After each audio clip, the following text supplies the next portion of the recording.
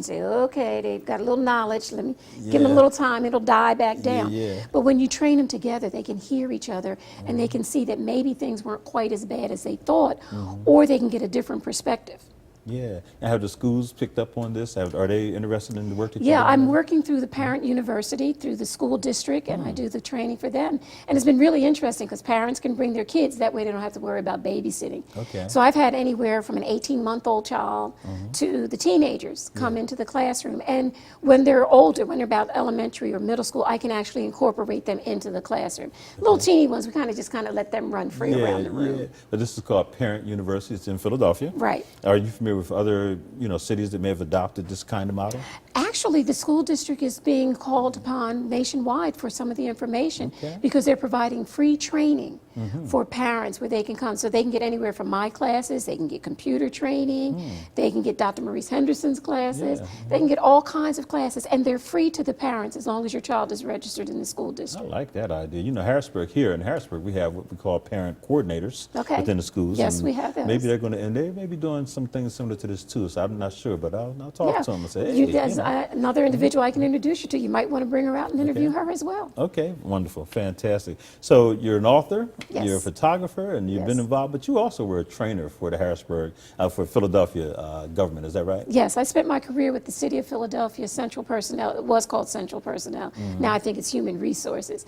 But I spent my time there training managers and supervisors, anything from EEO and sexual harassment to management topics like conflict management or problem solving or leadership skills. Sure. And so you're a perfect example of someone who has a vocation, but also an avocation. Things that you decided to do kind of on your own, they just piqued your interest, and you made it into a life mission here, So talk about that process and why more people should do it. One of the reasons why I started doing the parenting training was because I started seeing the type of employees that we were getting to come in and fill some of these positions. And I mean, they were showing up late or they didn't think they had to be at work. And when I started looking back, it was because that was how they had been raised. Parents weren't being strict about going to school. I mean, you probably have a truancy problem in this city as well. I'm sure. So there were a lot of things that they weren't being held accountable for.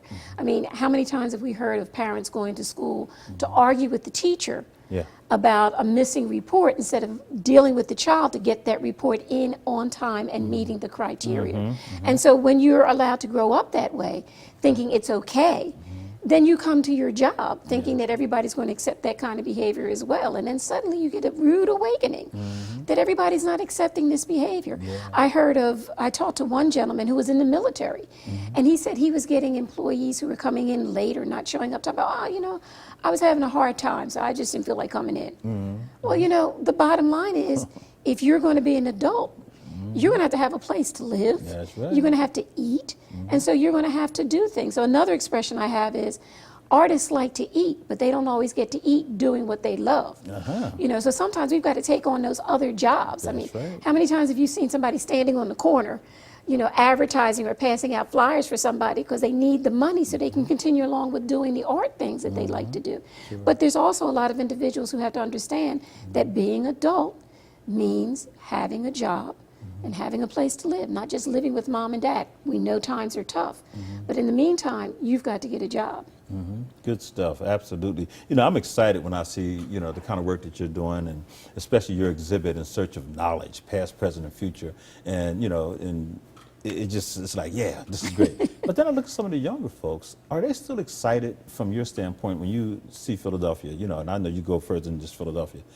Do they still have the connection to the history, the past, the knowledge that we need to be gaining? I think so. I mean, I know we talk a lot about our youth, but I've been able to work with different youth groups through a number of different ways, including Toastmasters. Okay, good. And I was working with a group at West Philadelphia High and then the Sustainability High School.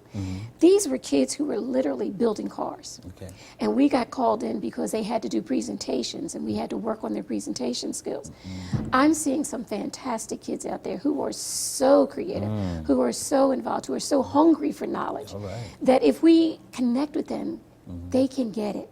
They stop with the attitude. They start learning. One of the themes from the Sustainability High School was, is this how you want to be remembered? Oh, wow. One of the co-founders would tell the kids all the time, is this how you want to be remembered? I like that. To the point that the kids were asking each other. So if they were having a rough time or something, the kids would say, hey, is this how you want to be remembered?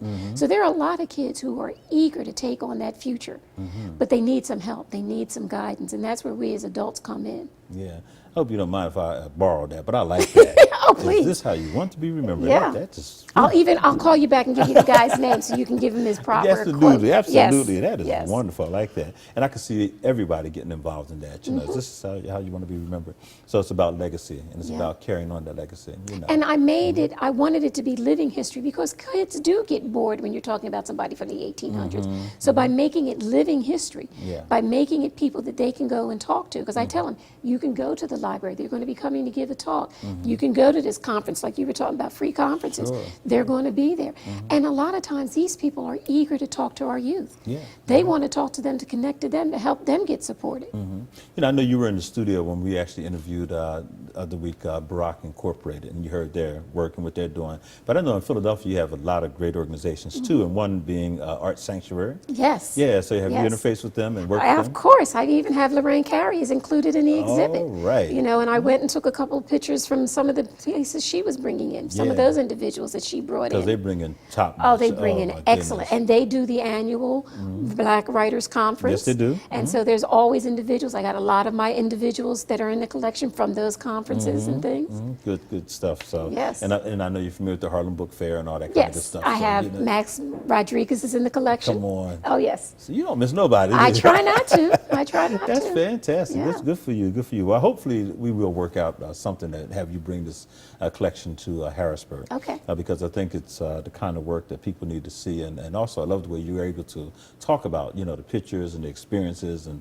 bring us right into that history. It's real exciting. Sure. Okay, good. And now in your books, you have any other projects on the works? I know you're doing. I'm always books writing something. Yeah. So what The else other you book got? that's already out is called A Taste of Things to Come. It's an audio book. Okay. And that was part of the next soap book, which is going to be Don't Need No Soaps or False Fingernails. My Life is Soap Enough Too.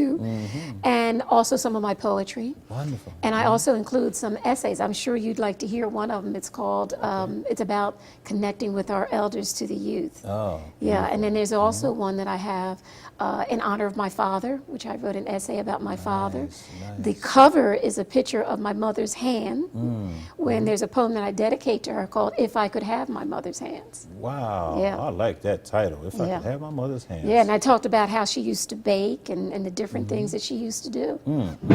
Good stuff. That's excellent. Well, you know, this has been a joy for me. I hope that the audience enjoyed as much as I did to see those pictures and hear about all the wonderful work you're doing. And again, folks, October the 6th here in Harrisburg at the State Museum of Pennsylvania. We're hoping to have BenJoyner back along with a lot of other great people. Most of them coming out of Philadelphia, by the way. Yes, I understand that. Dr. Gotta have a Kamika caravan. Williams. Yeah, it's going to be excellent. So we're hoping to have a good time, but it's all free. We hope that you'll come down from 10 to 4 there at the State Museum. And again, you'll see, meet Bea, and she has a wonderful author. I love your works, by the way, and also the photo exhibit. Can't wait to see those up close and personal as well. And just get a chance to talk to the authors, talk to you and find out what's going on. And also we're going to do a tribute to Gil Scott-Heron. So keep that in mind. Remember, it's October the 6th at the State Museum. Bea, thank you so much for traveling all the way up from Philadelphia to be a part of my show. Thanks for having me. Okay. And I know Pat would have loved to have been here, but, again, she had an assignment, had to do what she had to do. Tell her I'm sorry I missed meeting her. Yes, indeed. But she's, sends her love and best wishes, and hopefully you'll meet her on October the 6th. Good. Okay? Folks, I want to thank you so much for watching Life Esteem. As always, I hope that you're going to have yourself a blessed day. Whatever you do, don't sit around. Get up and get involved. Help somebody and help yourself and make our community a better place. And I know you can. We're going to see you next time here on Life Esteem. Goodbye. Good stuff.